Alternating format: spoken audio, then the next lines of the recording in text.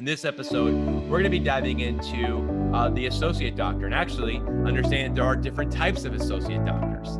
You may not have thought about that. You may have just said there is this thing called an associate doctor, and it's not that simple. We're not going to be able to go all the layers of depth, Doc, but we are going to cover it. Hello and welcome to the Remarkable CEO Podcast, a show dedicated to chiropractors who want to transform their job into a business, so that they can have a remarkable practice as part of a remarkable life, not instead of one. With your hosts, Dr. Pete Camiolo and Dr. Stephen Franson.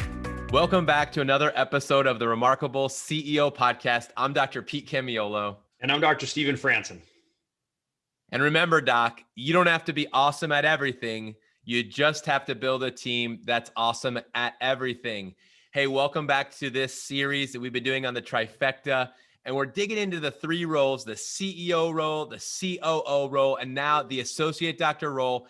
You saw from the title of this episode, this is about the associate doctor. If you missed the two episodes leading up to this episode, I'm going to ask you to press pause, go back, listen to those two episodes, because understanding these three roles and how they work well together is absolutely so important. And if you've already heard those episodes and you're ready for this one, get ready to dig in. Doc, I'm really excited because we see that the trend and where chiropractic is going, we really have to having a better understanding of the associate role, the significance of this role, and how to make this a win-win-win relationship. And we're going to be digging into best practices, things we've learned over the years, things we've not done well, and things that we have done well. And if you've also been listening to this podcast, you've heard in several episodes before when we were meeting with Dr. Mark Mao with Chiro Matchmakers, talking about the associate doctor relationship as well. That'd be a really good one to go back and listen to if you haven't listened to it, because again, you have a better understanding of the dynamic of hiring and how to even know who's the right associate to bring into your practice. So they got into that in that episode, Dr. Mark Mao and Dr. Steven. So definitely double back and check into that. But today, in this episode, we're going to be diving into the associate doctor and actually understand that there are different types of associate doctors. You may not have thought about that. You may have just said there is this thing called an associate doctor, and it's not that simple. And we're not going to be able to go all the layers of depth, Doc, but we are going to cover at a high level and give you a better understanding of the significance and dynamic of this relationship. So Dr. Stephen, really excited to be digging into this because I know as part of the remarkable CEO journey, as we talk about going from building into scaling, one of the criteria to transition from that build into scale season is bringing in an associate doctor. Yeah, Dr. Pete, this is such an important conversation. It's such a complex conversation. It's so incredibly difficult to get this right, but it's an absolutely critical conversation if you do want to create that remarkable business that supports their remarkable life. You guys have heard us talk about having a remarkable practice as part of a remarkable life. This is an ascension. This takes it next level. This trifecta conversation takes it to the remarkable business level. We're literally getting into the DNA of what it takes to have a remarkable business. Now, we've talked about you moving from owner operator to becoming the CEO. We've talked about the ascension of your office manager into the role of the remarkable COO, the COO, the Chief Operations Officer. And now we're going to get on the third leg of that stool, so to speak, the third circle or domain of the trifecta, and that is the remarkable associate doctor, right? So how to take this player into your house, or take this player, he or she who's on your team already, or maybe you have multiple associate doctors right now, and how to optimize this and how to make sure that you have a successful associate doctor relationship so that's highly productive and it's a win-win-win, right? It's a win for you as the owner, it's a win for them as the talent, and it's a win for the practice, which means for the community, which means for chiropractic. If we do this right, it's such a win for chiropractic, it's such a win for the owner, such a win for the talent, for the associate doctor. If it's not done well, man, it's just such a lose. It's terrible for chiropractic, right? And 67% of these associate doctor relationships go sideways. And that is a terrible statistic, right? So I want you to hear me when I say this. This is an incredibly difficult thing to do well, but it's such an impactful thing to get right. And you don't have to make it up as you go. So when we describe this process, I want you just to rest assured that there are systems to follow. You don't have to make it up as you go. You don't have to get lucky. This is a science and it's reproducible. We have, between Dr. Pete and I, we have over 60 associate doctors in our history, and we have had 600 of our clients bring in successful associate doctor relationships and see them flourish. So we speak from experience, and like I like to say, from scar tissue, because we've screwed this up every way to Sunday, right? So we have figured this out, how to do it right, and we figured out how to make it reproducible. So Dr. Pete, super excited to get into this conversation on how to get this remarkable associate doctor relationship right. Yeah, Doc, and I want to start back at the beginning of even my journey. And Doc, I don't know if you want to hit on this, but this is what I started as an associate doctor. Actually, I started before an associate doctor in a chiropractic practice. I started actually as a CA, working as a CA before I even going to chiropractic college. So I had the honor and privilege of being in pretty much every role in a chiropractic practice. I was front desk check-in CA. I was a tech CA. Then I was a intern. Then I was an associate. And then I was, an owner, and then I became the CEO, and now I get to do coaching, right? So, just wearing a lot of different hats within the context of being in the profession.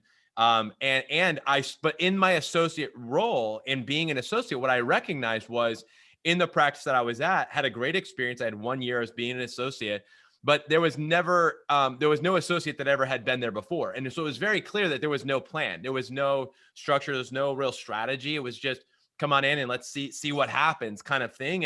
And I experienced that right away, that there was no plan to this. Like, there was really no strategy, there was no organization. And, I'm a pretty resilient guy. So I made the most of it, to be honest. And I feel like I got a lot out of that experience because I chose to get a lot out of that experience. However, I don't believe that that's the way that it should be. Now, I think that for me, being an associate before having associates really taught me a lot about how I wanted to do things different. I will say that being an associate doctor, the good, the bad, the ugly of it, for me in my own personal experience, shaped how I did start with associates. However, I will say the first few associates that I had no idea what I was doing.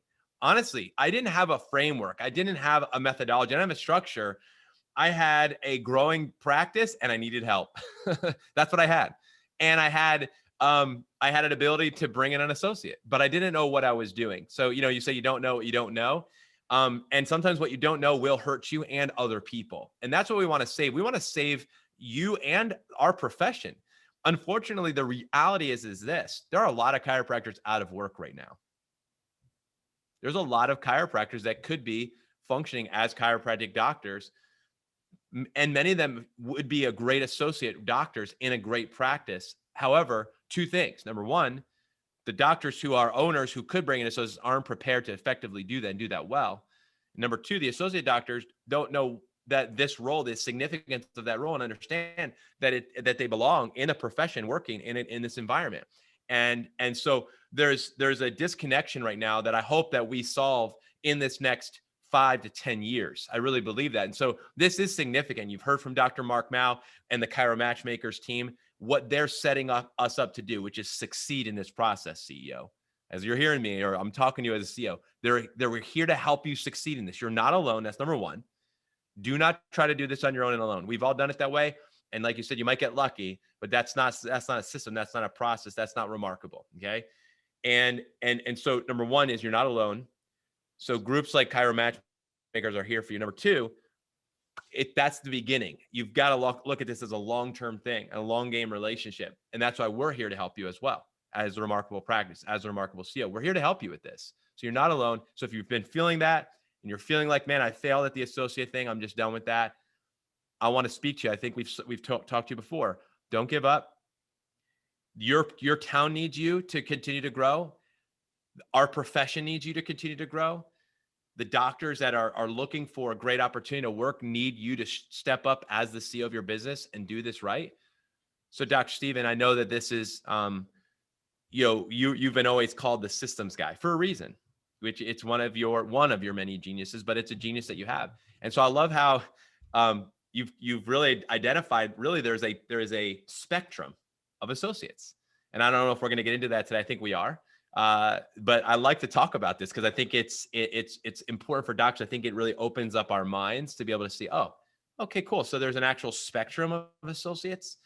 And then you need to identify obviously which ones belong with you, but it's not as simple as just, I need an associate. Yeah, I mean, this is incredibly deep. We are going to start really, at a high level, 30,000 feet, and then we're going to drill down. This is going to actually be a two-part series on associate doctors that you and I are going to be doing. So for now, let me just pull it all the way back. I'm going to go back to where you started, Dr. Pete, which is historically, I was an intern first, and then I was an associate doctor, and then I owned my own practice and have actually taken my gone through all 4 seasons of the chiropractic career: launch, build, scale, exit. So I've run the gamut, man. I've run the gamut. And when I'm in an environment where I'm speaking to students or new grads or doctors who are just ready for what's next, I actually teach them what we call our next program, which is we showcase what are the 10 possible tracks, and this is just 10 of many more, but the 10 possible tracks that we've identified and that we promote for, let's say, a student graduating or somebody who's ready to move into the next stage of their career. And it's called the Next Program. So I literally just taught this to a bunch of Australian students and new grads. There's literally 10 tracks that we teach that say, listen, there's more than one way to be successful as a chiropractor, right? So unfortunately, we've been propagating this misinformation that, in order to be a successful chiropractor, you need to be the owner of a clinic, right? And that's the successful chiropractor. And then there's everyone else, right? There's the associates, there's the independent contractors, there's the locums, there's all the second-class citizens. And man, what a mistake that is, what a disservice that is to chiropractic and to humanity. And we know that that's absolutely not true. So as you said, there's a whole spectrum of human beings. So the DCs will have one thing in common. They're human beings, right? There's a whole spectrum of human beings as far as how people are hardwired to behave, right? And this is true for chiropractors, and it may be amplified for chiropractors, right? So when we look across this spectrum, it's really important to understand how people are made up, how they're hardwired. If you're listening to this call right now, you're most likely on one side of the spectrum, right? If you're attracted to the CEO call, right? If you want to learn more about becoming a remarkable CEO, guess what? You're probably on the far left-hand side of that spectrum, right? So this is what we call the business builder, right? So, but the far right-hand side of the bell curve is what we call the caregiver, right? So these are doctors who are hardwired to be awesome doctors, right? So you know what, we've all been on the journey as students where we spend 2, 3, 4 years studying chiropractic, but somewhere around the second, maybe third year, as we start seeing that graduation on the horizon, for a lot of people, they have a bit of what we call an HSM, right? A holy shit moment where they realize, wow, I got to figure out what I'm doing next. Like, where am I going next? And looks like I'm going to have to learn how to be a business owner, right? And that can be like there's an emotion behind that, right? And if you're listening to this call right now, I bet your emotion was, oh yeah, like I'm so psyched, right? Because you're hardwired to be an entrepreneur. You're hardwired to be a business owner, right? And then the other 75% of your classmates, they were saying, oh shit, right? So I don't know what to do. I don't know how to do it. I don't know if I want to do that, right? But I guess I have to do it, or I have to become that quote unquote second-class citizen. So Pete, this is a big deal, right? So we have teased this apart. We've created these avatars, which we're going to get into when we talk a little bit more about this later on in this episode, but definitely unpacking it deeper when we talk about compensation models. So you're right, there is a whole spectrum. Right now, speaking as an entrepreneur, what I knew is, when I got out of school, I knew I wanted to own my own business. I knew I wanted to own my own practice. It wasn't my practice. My first practice was not my first business. I knew how to build a business, right? So I knew I was a good communicator, right? So I also, I felt like, you know what, I have the chops to lead a team, right? So I felt like I had all those things. So when I came out of school, what was important to me was to find, an opportunity where I could accelerate my clinical skills. Like, I was a really committed Gondroid, right? Gonstead clinician. So when I came out of school looking for an internship, it was, what I was looking for was somebody to help me with my analysis and my case management and my adjusting skills. So I did an internship in Arkansas with a genius chiropractor who was a tremendous pain in the ass, but he helped me learn how to read x-rays. He helped me learn how to read a nervoscope and how to check a spine and find subluxation. That's why I was there. That was my big why. It wasn't for any other reason but for that. And then I took an associateship position in Virginia. In fact, I talked this brilliant guy into letting me come and be an associate in his office. He had no interest in having an associate doctor, but I just wanted to learn from him because I thought he was the best adjuster in the world. So I had a very clear intention around why I wanted to be in that practice, and why I was really ready to commit a year of my life in my early career to accelerate my clinical skills. So why am I starting here?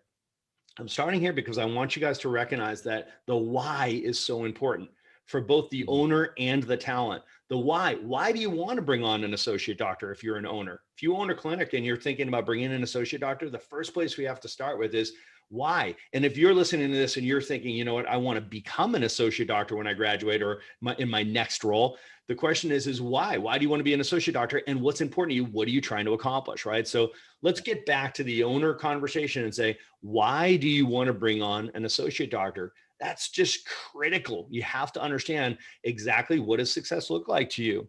Why do you want to bring an associate doctor into your office, right? So what do you want them to do? What do you want their responsibilities to be, right? So that's where we start, Dr. Pete. It's the vision, and the vision answers the question, why do you want to bring on an associate doctor? What is your objective? What are you trying to accomplish?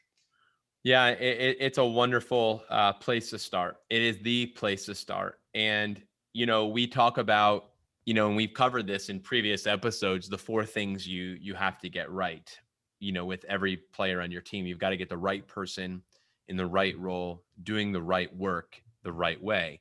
This actually goes into the bucket of the first right, is you have to know your why, right? Because we say that when you find the right person, there's 2 things that qualify them. Number 1 is they share your core values. Okay. Part of your core values, those are expressed through how I live my life, how I run my business. I don't need you to tell me your core values. I just need to observe you, really. Because by observation, I see what someone values. Now, you could give me the word that you want it to be. Maybe that's an aspiration. There's difference between aspirational values and the ones you actually are doing. You call them, I think, the wish list. But the reality is, and that's great. I have those, and you should too. We should be always aspiring to a higher level of being and doing, right? So the vision is what's pulling you. And in order for you to go where you need to go on your journey, it would look like, for me to actually get there, someone has to come with me. Does that make sense? So if I think about the vision, Doc, and you're talking about the why, so we're pulled by our purpose. So that why is out in front of us. So I wake up, and why am I up? Why am I getting up? Why am I going through this motion of getting ready for work and going off to the why is pulling you. And so if your why is pulling you and you have clarity on what your why is, and that's one of the first things we have to do is get clear on it, is that as you're being pulled forward, that it makes sense within the context of your why that someone is going to have to come with you to be able to achieve the why. That's how you'll know that there's an associate doctor that's needed here, because my why, as I'm pulled by my why, there has to be more people for me to be able, because I can never do this alone.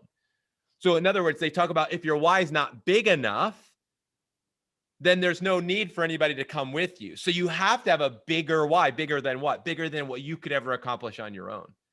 The why has to be big to be able to make room for other people with their why to come with you. Does that make sense? That the why is a container that contains you and everything that makes up who you are and other people and what makes up them, so that we journey together. So if someone's going to come with you, so your why, it becomes a shared why, because when you share your vision, this is what success looks like to me. This is what's important now, next, and ultimately. And when I hear that and I see that, I need to come with that because I'm moved to come with that. That associate relationship should say, yes, I want to be a part of that.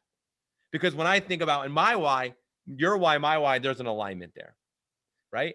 And so then when we look at our core values and says, do we share these values? And we're not going to get into that today, but then those are some of the context things that we share our purpose. We have this why, I'm pulled by this, and you are also as well. And we share values. Now you may be the right person. I'm not saying you are, you may be. There's some more things that we need to check here, because I think we want to get this right. You do want to get this right. That to me is, Doc, this is so important. We have to, as CEOs, stay here. One of your first objectives is vision casting. This applies to hiring. This applies to training. this applies to building a remarkable team. Vision. You have to have vision.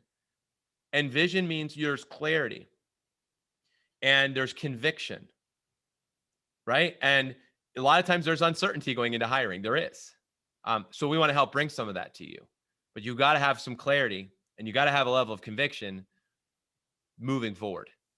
So let's pull this thing in. Let's pull it from 30,000 feet. Let's pull it down to 10,000 feet, right? So when we talk about specifically the associate doctor question mark, why do you want to hire an associate doctor? What are you trying to accomplish? That why's got to be big enough because you got to be able to tolerate the brain damage that's going to come with bringing another professional into your business. At the end of the day, this is going to cause you stress, no question about it. This is difficult. Relationships are difficult, right? So this is a difficult relationship to get right. So the why, you have to start really clear and you've got to own it. Why do I want to bring an associate doctor in? And this is really critical, gang. We're staying here for a second because doctors skip over this piece, right? So what are you trying to accomplish? And it very often the answers sound like this. I want to expand. I want to create greater capacity in the practice. I want to serve more people. I want to make a bigger impact and a greater income. Great answer. Okay. Or I need to claw back some time freedom. Okay, great. What does that mean? I've got to free up some of my time. I can't be the only person bending over bodies all day long adjusting because now I'm so busy. I don't have enough time to really get busy. Right. So it's like, or, maybe it's exposure. It's like, man, I'm the only one delivering value in my practice. God forbid anything ever happens to me, or I have to go on maternity leave, or, it's just like, ultimately it's like, I can't tolerate this level of exposure in my business. Right. So you've got to really identify a gang. Exactly. Why do you want to bring an associate doctor into your house? Okay. So that's the objective. That's the big why. What are we trying to accomplish? Then you ask, how are we going to accomplish that? Which is, what are you going to do? And what are they going to do? You're bringing a professional into the house, right? So they're a chiropractor. You might say to yourself, well, I know what I'm really good at and strong at. This is what I really need them to be able to do well, right? So you got to be able to ask the questions like, is it attraction? Do you want them to be somebody who's great at marketing and generating leads, internal, external, digital leads? Or is it conversion? Man, you know what? I'd love to have somebody who's in here who could help me with the conversion process. I need somebody who's hardwired to be a great salesperson, right? Or maybe it's like, no, man, you know what? I got those things. I just need some help adjusting all these people. I need somebody to help me with the education and adjusting our patients, checking spines and changing minds. I need somebody helping me bending over these bodies. If I could get somebody to adjust a third or 2/3 of these people and free me up, that would be awesome. If they could just find a great adjuster, somebody with a big heart and great hands, somebody who's got fast feet and good work ethic that can educate and adjust our patients. That's what I'm looking for, right? So Dr. Pete, it's so important that we get very clear. What is the outcome we're trying to drive? And what role do we want that associate doctor to play in achieving that outcome? Yeah, I loved how you painted the picture there, because hopefully as you're listening to this, as the CEO, you've identified, even Doc, from what you just said, who you are and where you're at. Why would you bring in an associate? I think you covered a lot of the reasons why someone would bring them in. Doc, I think that the next question that I often get is when. Right? I think a lot of doctors ask themselves, okay, I think I have a feeling that I know why I want to bring in an associate. Now I'm wondering, when is the right time? Whether you're bringing on your first associate or you have one associate, and when to bring on a second associate. I think that's an often a frequent conversation that comes up with doctors, especially with doctors, I think, bringing on their first associate doctor, is when do you know that it's the right time? If you know the reason why you want to bring on an associate, you look at the examples that you shared there. I guess the question is when. And I think that for a lot of doctors, the when, in many ways, they think it maybe is a financial thing or it's a volume thing, but there are other aspects to this. And one example would be looking at your current team, right? Looking at your current systems, looking at what you've built in your current model. Some people, doctors, may be busy and they're quote unquote ready to be an associate because they're making the revenue is there.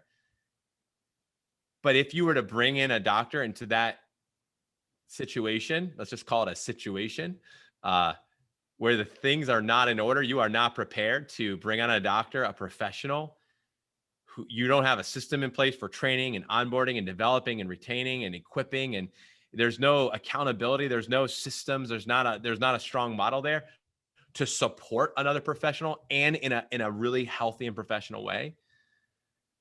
then that's a when issue. And doc, I'm going to tell you, that's probably one of the more common subluxations that I see, is that the doctor may be successful, meaning their volume is kind of what we might say in the right place, their revenues are there, but their house isn't in order.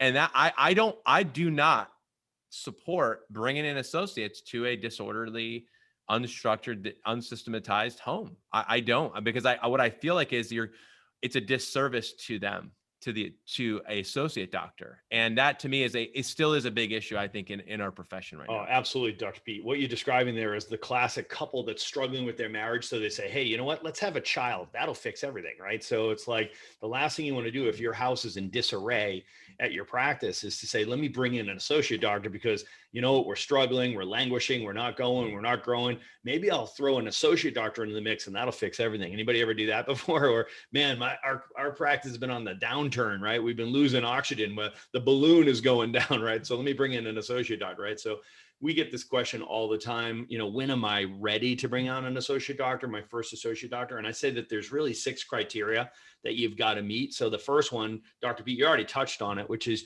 you got to have everything systematized, period. Okay. So yeah, I know I'm the systems guy. So of course that's the first thing I'm going to say, but you have to have it systematized. Things cannot be scalable. Okay. You cannot delegate, and you cannot have quality control. You can't deliver predictable excellence and predictable outcomes if things aren't systematized, right? So either systematize everything or people are going to be making it up as they go, okay? So systematize everything so that you can delegate and train people and hold them accountable to excellence, right? So number 2, you got to make sure that you have an established team, okay? So that established team means that, you know, your team is not in disarray. You don't have people coming and going and turning over, and it's like there's no maturity in your team, right? So you have to have stability in your team before you start introducing another professional, right? So stabilize your team. Number 3 is establishing a training culture. Okay, so you want to make sure that there is a culture of training in your business, because if you bring in a professional, a new grad and an old dog doc, doesn't matter, you're going to need to train them up in your systems, right? So you have to make sure that everybody, the biggest point of exposure when you have multiple doctors is discontinuity. Okay. So you cannot have one doctor doing one thing and another doctor doing another thing, right? So number 1, you'll drive your patients crazy, but number 2, you'll drive your team crazy. Okay. Create confusion, and confusion never converts. So we want to make sure that we have continuity across the board, and that's going to be established through your training culture, right? Number 4, you want to make sure that you as a doctor, that you as a mentor, you as a leader, that you like to train and develop associate doctors. Listen, if you're going to take this person into your house and you're going to be the senior doc and they're going to be the junior doc on whatever level, you've got to want to mentor doctors. You just have to enjoy that process. If other chiropractors just drive you nuts, guess what? This is going to be struggle for you. It's going to be awful for everybody, right? So you have to ask yourself, do I like to work with others? Do you play well with others? Right? So I had 39 associate doctors, and I know why they were there. They were there because I love training and developing doctors. I love it. That's exactly what I love spending my time doing. It's what I do now professionally, right? So I love training and developing doctors. You don't have to love it the way Dr. Pete and I do, but you can't hate it, okay? Number 5, you've got to make sure that you can control the flow of new patients into the clinic. This is probably one of the biggest factors, right? So you got to recognize that, you know, at the end of the day, you're going to have another mouth to feed, so to speak. So whether you're bringing that person in and you're expecting them to be a business builder, you got to know that you're going to be hiring a business builder. And, you know, by the way, as if you listen to our conversation with Dr. Mark Mao from Chiro Matchmakers, this is not a guessing game either. You've got to be able to objectively assess and test a person to make sure that they're hardwired to be a business builder, right? So if you are expecting that person to be able to bring in their own new patients, you better make sure they're hardwired to be able to do that well, or it's going to fail. And it's going to drive you crazy in the process, right? So it's going to be awful for everybody. Now, if you know, hey, listen, I know that the new patients coming into the office, that's going to be my responsibility. I'm good at attraction and conversion, or I have some systems like my digital marketing's dialed in, or I've got this just awesome check-in CA who's a natural promoter who just, we have huge referrals coming into the practice. Whatever it is, you've got to be able to say, listen, I know that my marketing is like an accelerator pedal, and I can depress that pedal and put the pedal to the metal and bring in new patients at will, right? You've got to know that you can bring in new patients through the front door, okay? And then the last thing that's very much related to the last one, you've got to be able to afford to be able to have a chiropractor in your office, right? So to bring in another associate doctor, you've got to be able to afford it, Okay. And you've got to be able to pay these doctors well. We're going to do on our next episode, the second half of this, which is going to be on compensation and compensation models. We'll talk about this further, but you've got to be able to afford to pay the doctor well, right? So at the end of the day, we all have 4 limited resources: time, energy, focus, and money. And being a CEO, you recognize that it's your job to marshal those 4 limited resources of your organization: the time, the energy, the focus, and money. Not just yours, but everybody in the organization. But right now, when we're having this conversation about bringing in an associate doctor, very often the conversation that we end up having with the doctor is like, listen, you are going to spend your money to buy their time, energy, and focus as an associate doctor, to free up your time, energy, and focus. I'm going to say that again. As the owner, as the CEO, you're going to hire an associate doctor with your money. You're going to use your money to buy their time, energy, and focus, to free up your time, energy, and focus. The question is what are you going to do with your freed up time, energy, and focus? And what is the highest and best use of that time, energy, and focus that you just bought? Is it going to be, I'm going to spend more time in marketing. I'm going to get out into the community more, generate more new patients. I'm going to really drill down and work with my digital marketing expert team. I'm going to generate more inflow of new patient leads into the practice. No, I'm going to focus more on the conversion process. Or maybe I'm going to focus more on developing my team to create more scalability and durability, right? Or maybe it's, no, I'm going to jump in, spend more time in my CEO role, working with my COO and be more of a business leader. I want to run this enterprise, right? So I hope you guys hear what I'm saying, because it's a multi-million-dollar per year question. What is the highest and best use of your time? And to act like a CEO recognizes that they're going to use their money to buy other people's time, energy, and focus to free up their time, energy, and focus. And the most important question you can ask yourself is, what is the highest and best use of my time, energy, and focus that I'm freeing up?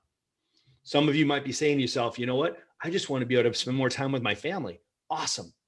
Is it worth the money that you're going to pay that associate doctor? I hope your answer is yes, but you have to come to peace with that.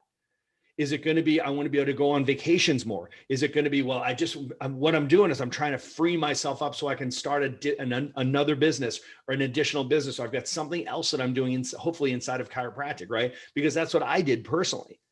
I used my money to buy the time, energy, and focus of multiple associate doctors to free me up so that at one point I was in the office 1 shift a week after 22 years of being in there 7 shifts a week, serving hundreds of people a day. What I recognized was I was young and strong, and I still wanted to make a bigger impact in chiropractic. So I had to free myself up. I had to free up my time, energy, and focus so that I could build the remarkable practice, for example, right? So what do you want to do with that time, energy, and focus, Dr. Pete?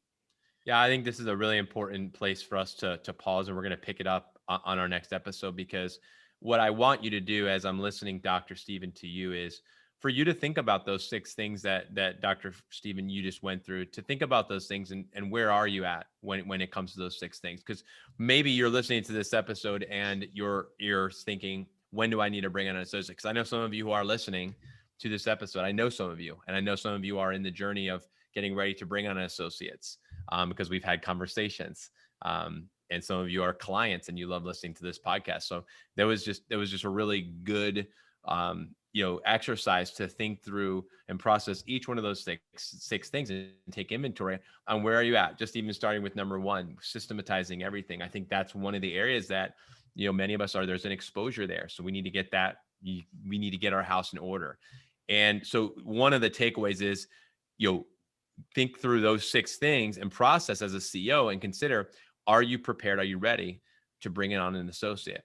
If so, then when we pick up on our conversation next week, we're going to get into the types of associates and even compensation. I think you're going to have a better understanding of, okay, I've now taken inventory. I know why I want to bring an associate. That was the first step from today's podcast. Number 2 is answering the question, when. So if you can answer both those questions, why and when, then you're ready for our next conversation, which is going to be about actually the types of associates that you're going to bring on and compensation, how to actually take care of these amazing doctors. So let's yeah, Dr. B, let me just jump in there because I want to make sure that I don't want to feel like we've just created a whole bunch of questions for them and left them with questions, right? So I just want to make sure that they understand that these are problems that can be solved, right? These are questions that can be answered, and you do not have to do this on your own. So from a high level, these solutions are there for you. So, we've heard from Chiro Matchmakers. Chiro Matchmakers' job is to help you create greater clarity around exactly what are you trying to accomplish, right? So you're thinking about hiring an associate or another associate. Great. Exactly. Why do you want to do that?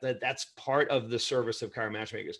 Create clarity from you and challenge you to get that real clarity. What do you want to accomplish? And what do you want the doctor's role to be in achieving that, right? So what is the objective and what do you want the associate doctor to do to achieve that objective? And help you identify exactly what we call the avatar of the doctor you're looking to hire, right? So that's really critically important. And then they go and help you find that doctor. So Chiro Matchmakers is one of those services that help you right up to the hire. Then you hire them, right? And then on the other side of the hire, this is where we jump in the remarkable practice. And when it comes to specifically to the associate doctors, we have the Remarkable Associate Doctor Program, it's a 16 module course, which teaches you the 12 steps to creating the remarkable associate doctor relationship. Everything from the finding and hiring part of it, to the onboarding piece of it, to the training and equipping piece of it, to the developing and retaining piece of it, to the planning and the exit strategy around it. All of that is there for you in the Remarkable Associate Doctor Program. And then, of course, on the backside of that is the Remarkable CEO Program, which is, of course, teaches you how to make that ascension from owner-operator to CEO. So not only are you able to go from job to business and get into scale, but to go from scaling to scaling well and doing this right. So docs, we're going to put some links down below for you to be able to learn more about any and all of these programs. We just want you to know that we've come alongside you. We see the arc of this entire process. And there is a program, there's a system that is reproducible, that's been proven all around the world, regardless of your personality, regardless of what your objectives are and what you're trying to accomplish. This is a science. It's an incredibly tricky thing to get right, but you can do it. Thanks for listening to this episode of the Remarkable CEO Podcast. Remember, what the world needs now is chiropractic, and what chiropractic needs now is more successful chiropractors. If you like this podcast, please subscribe, share with a friend, and leave us a review. And if you'd like to connect with us personally, direct message us on Facebook, LinkedIn, or Instagram. Now go and be remarkable.